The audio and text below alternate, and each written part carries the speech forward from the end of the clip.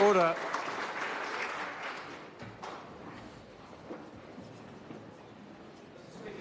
Hamish Walker. Mr. Speaker, it is the greatest privilege to be standing before you today as a Member of Parliament elected by the people of Clutha Southland to represent their views, hopes and dreams for their region and for New Zealand. People in Clutha Southland are pioneering, hard-working and community-focused. The rest of New Zealand can learn a lot from Clutha Southlanders. It's a place where people still look out for each other, people still know each other, and most importantly, people still talk to each other, whether it be across the fence or in the supermarket aisle. It's where I regularly see carefree kids riding their bikes around their neighbourhood and where local people still rally together to support a good cause. I intend to be a strong voice in Parliament for Clutha Southland. I believe in the core National Party values of strong families, caring communities, personal responsibility, individual freedom and choice. These values form the basis of my own philosophy. I was motivated to stand for Parliament by a desire to uphold these values. I believe the government's role is to get out of the way and let our people get ahead and be rewarded for effort. My experience in life has shown me that it is attitude and hard work that is key to succeeding. The Clutha Southland electorate and previous forms has an extremely proud history of leadership and contribution to New Zealand over the years. It has included the Honourable Adam Hamilton, the Right Honourable Peter Gordon, Sir Brian Talboys, Sir Robin Gray, and of course our leader and former Prime Minister, the Right Honourable Bill English. I want to take this opportunity to thank Bill for his leadership and to congratulate him on the policy development that he has led throughout his years in Parliament. His social investment approach to complex social problems and its long-term dividends for New Zealand makes him the most gutsiest politician of his generation. I'd also like to acknowledge current mayors in the region, Jim Bolt, Brian Cadogan, Tracy Hicks and Gary Tong. These individuals stitch together the fabric of our Clutha Southland communities and provide excellent leadership. I look forward to working with them to progress the interests of our people. Clutha Southland doesn't just produce some great people, it's one of the most productive regions in New Zealand. It is the largest general electorate in the country. It runs from just south of Dunedin to the north of Invercargill and spans from the Pacific Ocean to the Tasman Sea. I've learned that many people in Clutha Southland are not afraid to call a spade a spade. You cannot pull the wool over the eyes of a Clutha Southlander, even if it was grown and shorn there. It is an honour to represent an area that is part of my heritage and my identity. I am proud of my established family history in Clutha Southland. My great-great-great-grandfather John Barr was a Clutha businessman who leased the government ferry across the Clutha River and built the first store and bakery in the township. Today, I have family members throughout Clutha Southland. My late grandfather, Ronald Walker, often spoke of how it is ultimately up to the individual to determine the path they take in life. The seeds of working hard and taking personal responsibility for oneself were sown early in my childhood by my grandfather. He helped put hundreds of Southlanders through university running the Otago University Extension program for a number of years and also helped establish the Young Nats in Southland in the 1940s. And I better not forget to say hello to my nana who was watching from Invercargill. My urban-raised father, Alan, and my rural-raised mother, Barbara, taught me that everyone deserved a chance and that we should all contribute back to our community. I'd like to thank my father, who continues to dedicate his life to helping others. Thank you, Dad. I'd also like to thank my mother, who has sacrificed so much to raise me and my siblings. Thank you for all that you do, Mum. If you were a taxi driver, you'd be a millionaire by now, given the fetching and carrying that you've done over the years. I'm sure you would have done almost as many kilometres in your car 20 years ago as the Clutha Southland MP at the time. I respect my urban heritage.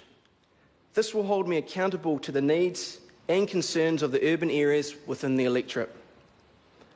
Encouraging growth in small towns and responding to challenges of growth in larger towns will be one of the many issues I face. I have an obligation to my rural heritage, which will hold me accountable to the needs and concerns of the farming communities within the electorate. I have many fond memories working on my grandparents' farm during my teenage years. Coming from a family with 4 siblings, I learned early to listen to those around me and to respect their views. I also learned that working with others achieves more than working independently, a lesson that I've put into practice throughout my life. I was born and raised in Dunedin and attended Māori Hill Primary School and John McGlashan College. Like many young people, I wasn't too interested in learning. To complicate things, I was diagnosed with type 1 diabetes at age 14. Going from leading a normal life to half a dozen injections a day was tough. I eventually left school early to get a job. I understand firsthand that some people may not achieve on a typical educational timeline, but they still can succeed in education and contribute to their community. My early education and health experiences has made me passionate about these areas, especially in regard to our youth. I didn't experience typical school success for many reasons. Perhaps an alternative learning environment may have suited my learning style. That's why charter schools are vitally important and yet another achievement of our previous national-led government. I was the kid who some might argue slipped through the cracks, but I still managed to experience success, and I want to help ensure youth have meaningful education options with relevance to the real world. My first role after leaving school was as a commercial fisherman. I look back on my time as a fisherman with pride. It was my first real experience of what hard work is all about. Long hours on the boat were challenging. I also learned the importance of the primary sector to New Zealand. It's important we give these producers every possible chance of success. In addition to my fishing days, I've worked as a voluntary community patrol member and later as a police jailer. I always had a desire to become a police officer, but was unable to apply to police college because of my diabetes.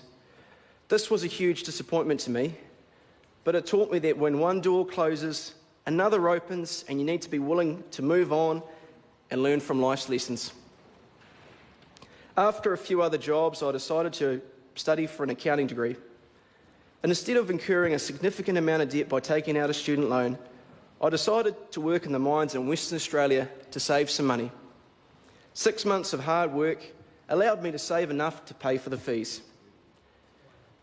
It was during this time I also took up refereeing rugby. A few years later, I made my first class debut, which is achieved by less than 1% of rugby referees. Rugby refereeing is a lot like life. To learn, you need to listen. To succeed, you need to simplify your processes and focus on just 1 or 2 key issues that have the greatest effect. In business, you also need to focus on the 1 or 2 things that matter. Rugby refereeing was a perfect training ground for politics. Graduating with an accounting degree was a huge confidence builder for me. I'd come a long way from dropping out of school. Looking back, I know I wouldn't have gained the skills I now have if I'd gone straight to university from school. I needed those years to mature. Since then, I've set up, franchised and sold my own business, worked at a Big 4 accounting firm, and have been a business advisor to others and served on the boards of Otago Rugby Union and the local Lotteries Distribution Committee. As someone who has benefited from our public health system, I am a firm believer in primary care being easily available close to where people live. Travel times can impact on primary care in rural areas. Failure to gain early treatment or intervention from primary care providers can add huge costs for the New Zealand taxpayer. I will fight hard to maintain services in the electorate and fight for fair funding of rural health. I first joined National Party several years ago after advice from John Key to stand in a red seat, cut my teeth and learn. I've always been inspired by others to do something significant, to make a difference because life is short. I was fortunate to have known Jonathan Keogh, who was tragically killed by a repeat drunk driver. Jono's legacy inspires me to make a difference, and his name will never be forgotten. I commend Jono's sister Megan McPherson and his family for directly helping to change drink driving laws. I, like many others, miss Jono, and he is often in my thoughts. There are multiple challenges ahead. Right now in Clutha Southland, we should not be cutting off the hands that literally feed us, from farmers in Gore to hospitality workers in Queenstown. The government must ensure immigration settings allow business owners in Queenstown and primary producers across Otago and Southland to have the workforce to process goods. Clutha Southland has around 2% of the population and produces over 15% of the country's GDP. We need to keep our workers, to process the goods from the region, and to keep the people flowing through our small towns like Lawrence, Lumsden and Nightcaps. Our immigrant workforce contributes to our diversity and keeps our towns afloat. I recently visited a rest home in Tapanui and asked a 96-year-old gentleman and returned serviceman for advice. He told me to continue to learn. Learning indeed is for life and is lifelong. My biggest hope is to make Clutha Southland proud of the contributions I can make to our country. I hope by taking this gentleman's advice, I can achieve this. I promise to listen to my constituents, and I thank them for the advice they have given me to date. There are many people I'd like to pay tribute to for being in my life, and although I cannot name them all, you know who you are. I want to thank the people who have enabled me to stand here before you today. To the more than 1,200 Clutha Southland National Party members, thank you for placing trust and confidence in me. To Bridget Smith, Margot Hishin, Rachel Bird, Tim Shields, Richard Soper and the rest of the executive and campaign team, your dedication to the party is energising, and the sheer distances you have to drive for meetings is remarkable. The electorate is in safe hands in your care. To Mark Patterson, great to see you here as a List MP. To Kate Haslett, Andrew Hunt, Roger Bridge, Alistair Bell, President Peter Goodfellow and the rest of the Regional Executive and National Party Board, thank you for your hard work.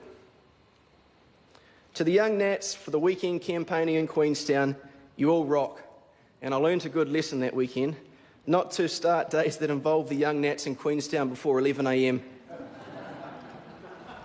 Grant McCallum for the phone calls offering advice, thank you. Michelle Bogue, your wise words are really appreciated. Eric Roy, thank you for the good solid advice in your Southland manner and way. National Strong result is a tribute to you all. To the ladies who run my offices and life, Rebecca, Paula, Alison, thank you for keeping me going. Sarah Dowie, Mike Woodhouse, Jackie Dean, Team Southern, let's go. To David, thank you for being here today. And to Donna, you have been a tower of strength in my life since I met you 18 months ago. Penny, you're an inspiration to me, and words cannot express how much support for me throughout the selection process, campaign, and since being elected has meant. I wouldn't be able to do this without your support. I admire the contribution you make to society in your role as a clinical psychologist, and yes, you often remind me you did beat me to Parliament as you were Eric Roy's youth MP. Mr. Speaker, the privilege of serving in this Parliament is one that comes to very few. I didn't come here to eat my lunch, nor to be a Member of Parliament.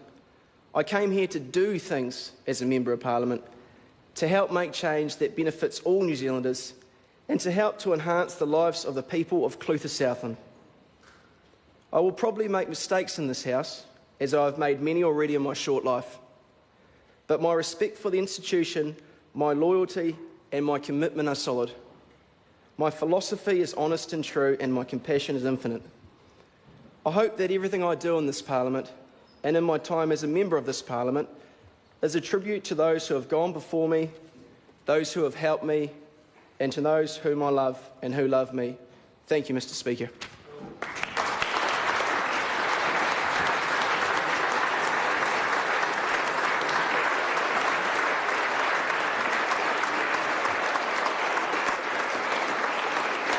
Order.